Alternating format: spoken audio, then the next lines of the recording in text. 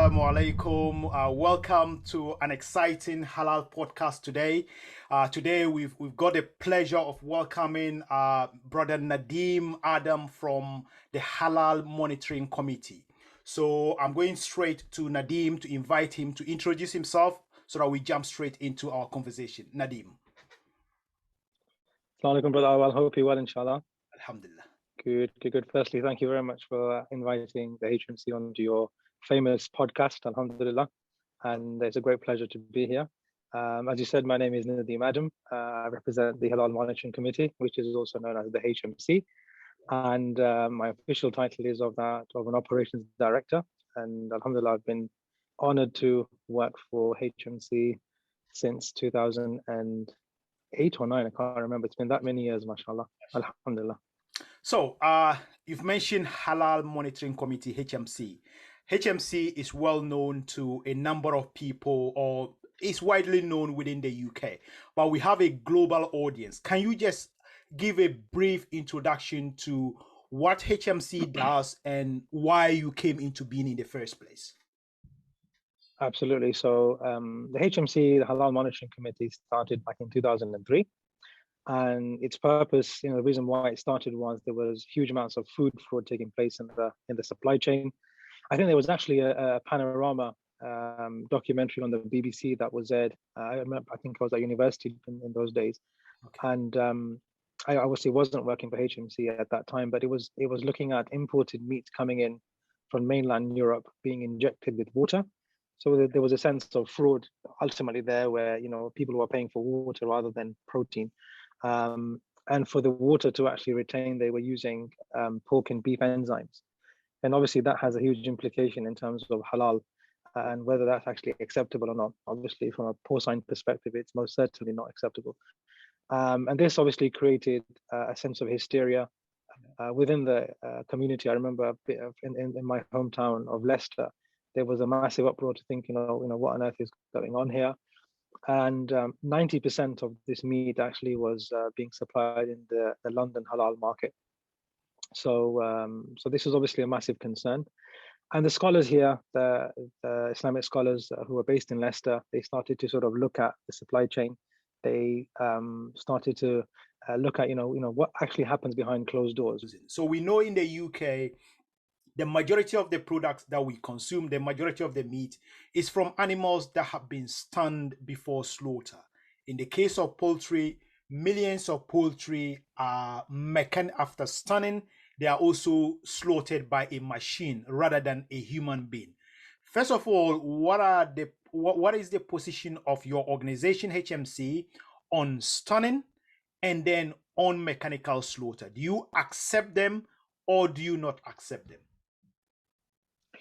So again, if we go back to 2003, I mean, these principles were looked into at the time. And from a HMC's perspective, it was always about verification. And how do you authenticate that will verify that after the stun, what happens? Is it dead? Is it alive? Are there any risks? Is there a doubt?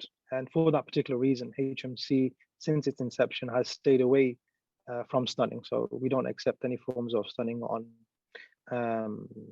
poultry, lamb, or beef. So that's our position on that particular method. We don't accept mechanical slaughter either. So we don't accept that. So all of the HMC certified products are non-stunned, as we would call it, hand slaughtered by a trained Muslim personnel, and the recitation of the Bismillah would need to be read upon every animal. Now, my next question to Nadeem is, the HMC, if you mention HMC to many Muslims on the street, they will easily connect to your organization. What have you done differently from others that has made you the grassroots organization for the Muslims? What have you done differently? I think it's very simple. It's about educating and communicating what we've been doing. We have a concern. We definitely have a concern that these issues transpire within the supply chain. Yeah. And it's about educating the consumers. And I think we're probably the only organization that certifies independent retailers across the country. There's no other sort of organization that will independently certify independent stores, for example, whether that be butcheries, restaurants, takeaways, etc.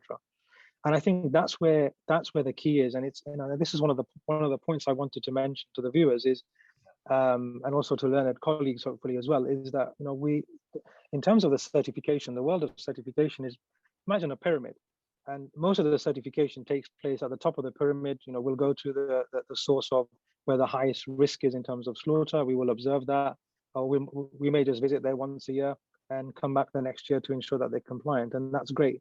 But a lot of the business and commercials don't take place at that part of the supply chain. It's really when you're vertically entering the supply chain in the different points and the different critical points is where you need to have the inspections, the monitoring, the checking to ensure that when we go to the butchery, that there is a pair of eyes implementing a preventative measure there.